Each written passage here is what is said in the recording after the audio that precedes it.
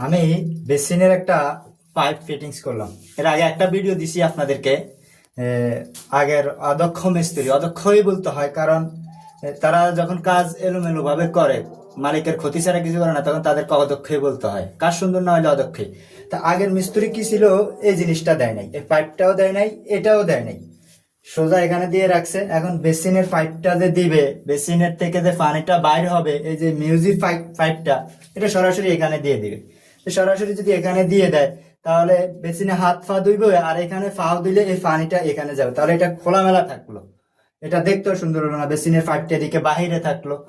যখন এখন আমি কি করছি, এখানে একটা পাইপ দিয়ে দিলাম, এটা তো অবশ্য আছে, এখানে একটা পাইপ এলবো দিয়ে দিলাম। এখন কি হলো, এখানে একটা বেসিনের যখন স্ট্যান্ডার্ড থাকবে, তখন এটা এদিকে যখন বেসিনের স্ট্যান্ডার্ড দাঁড়া করানো থাকবে, তখন বেসিনের মিউজিক পাইপটা এটার ভিতরে দিয়ে দিলাম। এই পাইপটা দেখা গেল না, ওকে, সুন্দর দেখা গেল। এরপরে যখন টাইস হবে, টাইসের পরে এখানে এটা কাইটা এখানে একটা জালি বসাই দিল, তাহলে এখানে একটা সুন্দর একটা সেটিংস হলো। আর আগে কি করলো, এটা কিছুই ছিল না, তাহলে বেসিনের পাইপটা আমি চেষ্টা করে এখানে দিয়ে দিলাম, এটা বাহিরে দেখা গেল।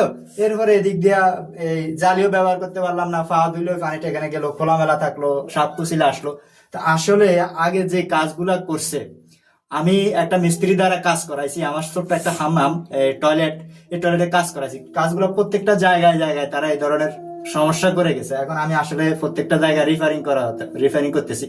তা এখন আমি যে রিফারিংটা করছি, আমি যেভাবে বলছি, আসলে আমারটা কি ঠিক ছিল না তাদেরটা ঠিক ছিল, আপনারা দয়া করে একটু কমেন্টে জানাবেন। ওকে, আল্লাহ হাফেজ।